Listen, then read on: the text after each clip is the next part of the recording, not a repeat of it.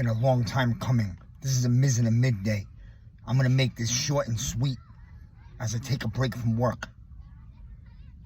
About 3.5 months ago, I threw around the name Stafford as the next New York Giants quarterback. It's a match, it's the right guy, and it's a guy I really like, and I thought there was a possibility that he could be on the table.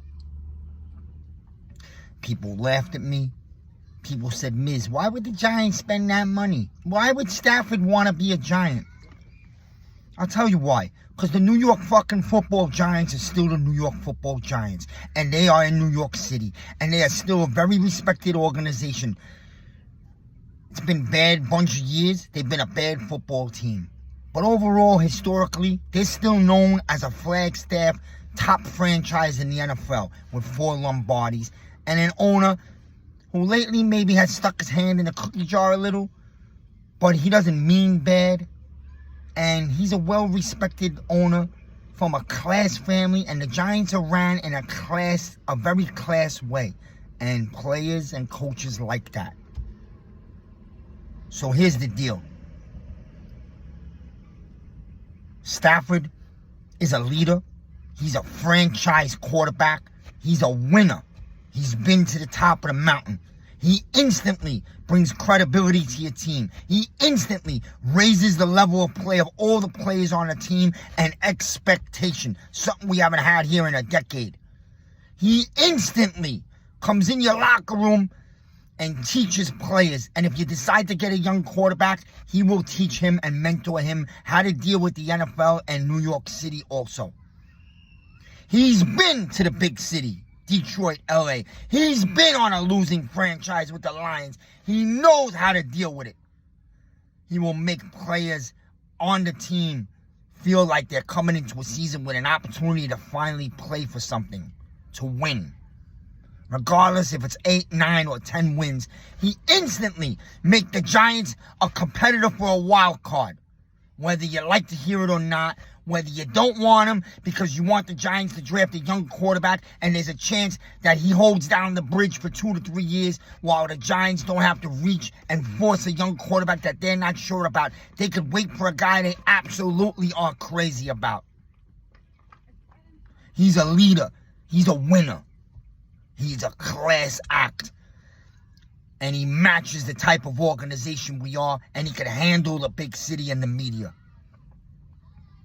And guys like Dexter, Thomas, okay? Neighbors. If Slayton is still around. Okay? You brought in Burns, Kayvon, Okereke. You got guys on this team that deserve the opportunity to actually come into a season with the mind frame that we can actually win. We will actually play competitive games for a wild card in week 16 or 17. There's actually a chance for that. Your season will not be over by Halloween. And I think a lot of people lose the sight that this regime does not have 4 more years to go groom a young kid. They got to start winning this year. Are they winning a Super Bowl? No. But can they be competitive? Maybe be a wild card team or fight for that? Have meaningful games in late December? Absolutely. So I'm all for Stafford. I mentioned Stafford. I believe it was back in November. And people shot it down and thought the Miz was crazy. Just like they thought I was crazy when I said Dexter Lawrence was going to be great and most of the fan base was ready to trade him away 3 years ago. Just like I called Tony a clown on the night we drafted him. Just like I scouted Parsons 2 fucking years before his draft and said, that's a generational linebacker. Just like I told you people that Gettleman was a better scout as a GM than people were giving him credit for. And how's that been looking? With some of the players he's brought in here and how they are producing around the league. Love McKinney, right? Barkley.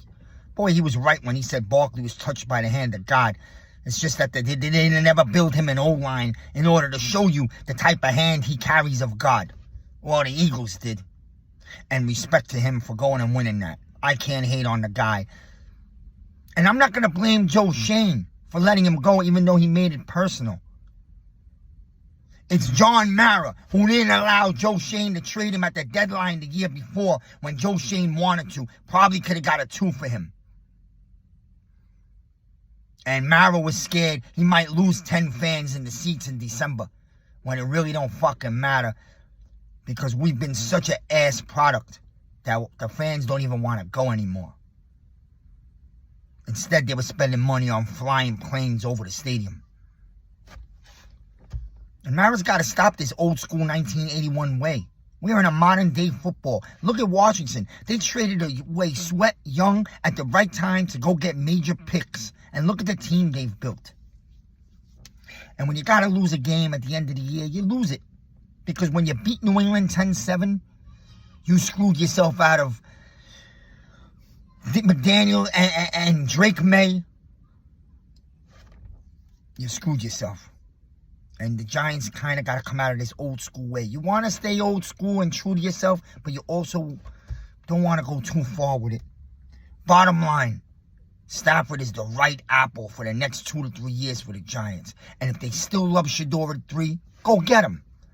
Because a pocket passer can learn a lot from a Super Bowl champion, class act pocket passer. And Stafford still got a rocket for an arm. And he's still got it all put together, all the tools, bro. You got to add to this O-line for any quarterback you bring in. And Shador is a pocket passer also. But he will not be ready to play in New York week 1. And I'm not so sure he'll be ready to play in week 9 or 10 either. So go get a Stafford. Spend the money. Money's not a problem. We have a lot of money the next 3 years.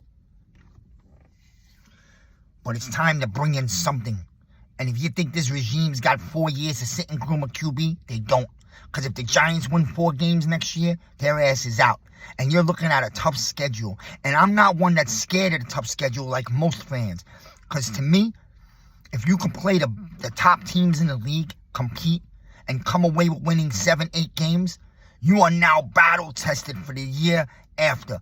And the young kids, they'll grow a lot from playing the top-level teams in the league. What don't break you makes you stronger, brother. Overcome it. Like I said about the Chiefs, stop crying about setup games. Stop crying about the league is cheating, it's rigged. No. If you want to beat someone, line up, punch them in the goddamn mouth and beat someone. And that's what the Eagles did. Just like the Giants did to New England in 2007. So listen, you can have your theories. I know if the Giants bring in Stafford, we're not going to get our young quarterback, which you know nothing about these young quarterbacks because nothing's guaranteed. If Stafford's available and the Giants could get him and he wants to come here, you go get Stafford. You don't think twice. And I'm willing to give up a 2nd round pick for him because we have 3 threes. And you hold down the fort for the next 2 years with a Super Bowl winner who's still got it all put together. And if you still like the young kid at 3, you go draft the young quarterback, you put him behind him, and he learns a lot in New York by being behind a Stafford. And Stafford will mentor him and work with him. Yes, he will. It's all nonsense. Oh, he doesn't want to do that. If he comes here, he knows what he's getting himself into. And if you don't want to, and you want to keep stacking the trenches like the Giants should be doing, and you want to get a Michigan defensive tackle, or Abdul Carter, or a big-time O-lineman at 3, or drop back a few spots and add more picks, and build your team, you don't got to force the quarterback. If you like someone in the 2nd round, like a Dart or a Howard, you could grab that, or 3rd round, or you can wait for next year. Whatever these guys choose to do. If the Giants get Stafford, Miz is going to be collecting cookies. A lot of fucking cookies from people that shut me up a few months ago and again a few weeks ago. And I'm telling you right now, you better have that chocolate chip cookie waiting at the door, brother. And that goes to the same guys that I banged with for years. You hear me? Big Pat, I'm talking straight to you. Because you're the first door I'm stopping at. And you better have a nice bag of Chips Ahoy's. Miz.